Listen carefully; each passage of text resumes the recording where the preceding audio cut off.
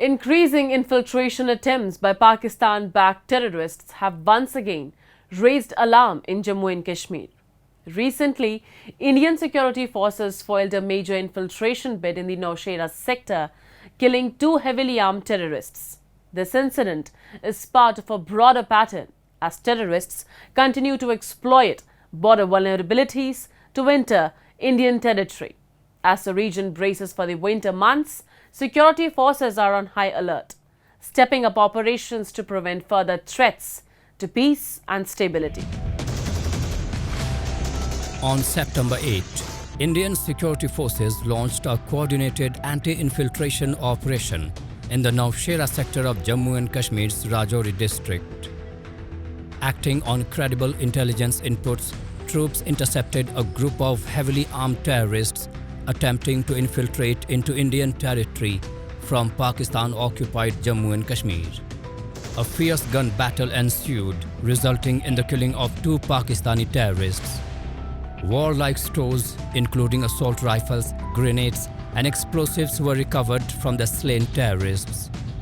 The recovery of these arms points to the well-organized nature of Pakistan-sponsored infiltration attempts aimed at fueling violence and destabilizing the region. Infiltration by Pakistani terrorists into Jammu and Kashmir remains a grave challenge for Indian security forces. Backed by Pakistan's military establishment, these terrorists seek to destabilize the region by carrying out attacks on civilians and security forces. Despite India's ongoing diplomatic efforts to address the issue of cross-border terrorism, Pakistan continues to use its territory as a launch pad for militants, with several terror outfits including Lashkar-e-Taiba and Jaish-e-Mohammed actively engaging in these activities.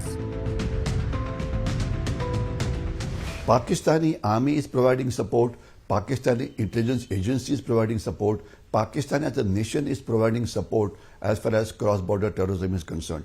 The support is of various types. Number one is helping to recruit proper people who can become terrorists and go across. Second is giving them training, especially of weapons and minor tactics like how to infiltrate, how to hide, how to carry out camouflage concealment, how to fire, etc.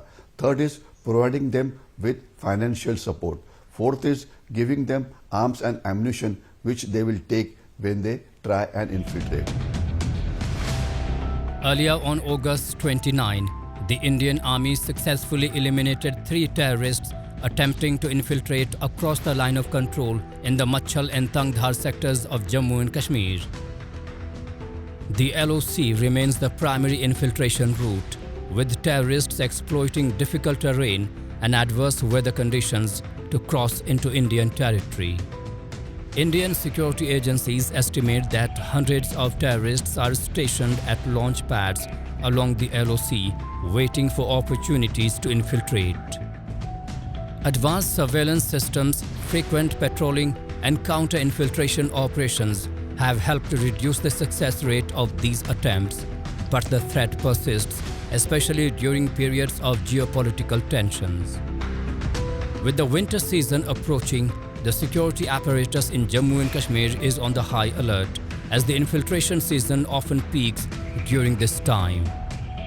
The Indian Army and paramilitary forces continue to deploy resources and personnel to thwart these infiltration bids and neutralize terrorists attempting to disturb the peace in the region. This area is all mountainous, heights varying from 4,000 feet to almost 11,000-12,000 feet. So keeping surveillance in such an area is difficult.